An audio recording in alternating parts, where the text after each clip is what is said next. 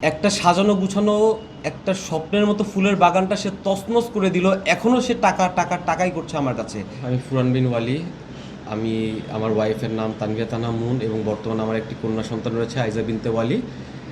বর্তমান বয়স তার 3.5 বছর, অক্টোবরে 4 বছর হবে ইনশাল্লাহ।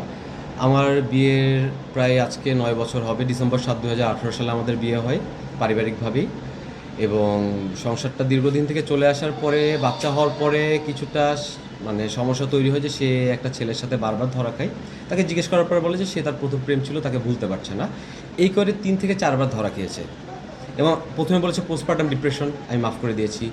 এরপরে আমি বলেছি সামাজিকতার কারণে আমি মাফ করে দিয়েছি। লাস্টলি সে তাকে ভুলতে পারছে না বলে সে গত বছরের আমাকে মানে ডাক্তার বলেছে আমি মারা যাবো, শ্বাসনালী পুড়ে যাচ্ছে, আমার 3 বেলা ড্রেসিং লাগবে। সে আমাকে চায়নাতে ঠেলে পাঠিয়ে দেয় 12 তারিখের কথা।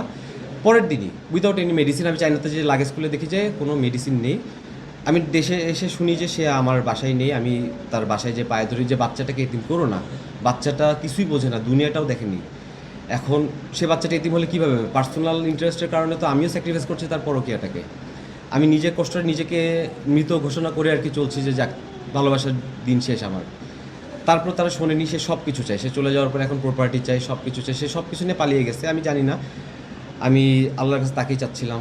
তো আমি একদিন খুলে দেখি যে কিছু নেই আমার গলার চেন থেকে, আমার মেয়ের চেন, মেয়ের কোনো কিছু নেই, সব নিয়ে চলে গেছে। আমার গাড়িটাও নিয়ে গেছে, কিন্তু সে লাস্টে দেখে যে গাড়িটা লোন করা, যেহেতু আমার নামে লোন করা, সে গাড়িটা নিতে পারিনি।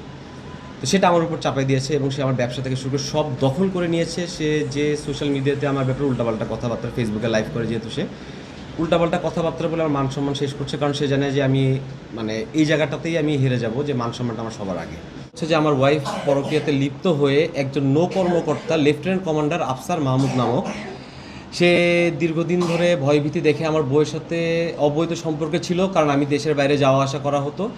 তারা ফোর্সফুলি আমাকে অনেক সময় প্রেশার দিয়ে পাঠাতো যে তুমি ব্যবসা আরও বেশি করো, যাতে করে তারা অবৈধ সম্পর্কে থাকতে পারতো। তারা এখানে ধরা খায়, এখানে ধরা খায়। এই যে আমার কাছে পরকীয়ার সব প্রমাণ আছে, তার কনভারসেশনের স্ক্রিনশট, তার ফোনের। এবং সে আফসার মাহমুদ সাহেবের কথা বলি, সে আমার বউয়ের চেয়ে 1 বছরের ছোট।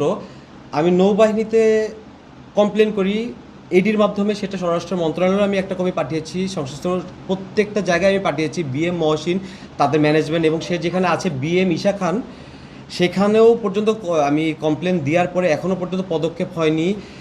ফৌজদারি মামলা, সিআর মামলার আন্ডারে সে একজন আসামি, যার নামে ওয়ারেন্ট বের হওয়ার পরেও তাকে গ্রেপ্তার করা হচ্ছে না। আমার ডিভোর্স হয়নি, সেটা সার্টিফিকেট নেওয়ার পরে আমি বউ ফেরত পাচ্ছি না। এখন পর্যন্ত হুমকি ধামকি দেওয়া হচ্ছে। আমার একটা মাসুম বাচ্চার গায়ে হাত তোলা হয়েছে যাতে করে আমি থামি। এই কমপ্লেন যেন আমি উঠাইনি। স্যার মাহমুদের কারণে আমার জীবনটা ধ্বংস হয়ে গেল, আমার পরিবার ধ্বংস হয়ে গেল, আমার মা বাবার জীবন ধ্বংস হলো, আমার বাচ্চার জীবন ধ্বংস হলো, আমি পথের ফকির হলাম। একটা সাজানো গুছানো একটা স্বপ্নের মতো ফুলের বাগানটা সে তছনছ করে দিল। এখনও সে টাকাই করছে আমার কাছে। একটা দেশের আইন কানুন ভঙ্গ করার একটা কোর্ট, মহামান্য আদালত তাকে ওয়ারেন্ট দিয়েছে। ওয়ারেন্ট দেওয়ার পরেও তাকে ওসি সাহেব গ্রেপ্তার করছে না। আমি ওসি সাহেবের পায়ে ধরছি যে স্যার আল্লাহর রস্তে গ্রেপ্তার করেন, আল্লাহর রস্তে আমার মেয়েটাকে মারছে, ও নিজে বিচার চাইতে পারেন, নইলে আমি মারা যেতাম বললে আপনারা, তারপরেও বিচার করছেন না।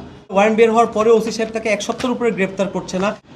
ওসি সাহেব, আমি জানি আমার জানাতে ওয়ারেন্টের আসামিকে ওসি সাহেব সংশ্লিষ্ট থানা গ্রেপ্তার করবে, করছে না। আমি আমাদের ঊর্ধ্বতন কর্মকর্তা কমিশনার স্যারের কাছ থেকে আমি আকুতি করছি যে আমার এটার বিচারটা সুষ্ঠুভাবে যেন হয়, আপনি একান্তভাবে তদারকি করবেন এই বিশ্বাস রাখছি। নৌবাহিনীর প্রধান স্যার আমাদের যিনি আছেন, আপনি অবশ্যই আপনাদের আইন অনুযায়ী যে ব্যবস্থা নেওয়া প্রয়োজন সেটার ব্যবস্থা আপনি নেবেন।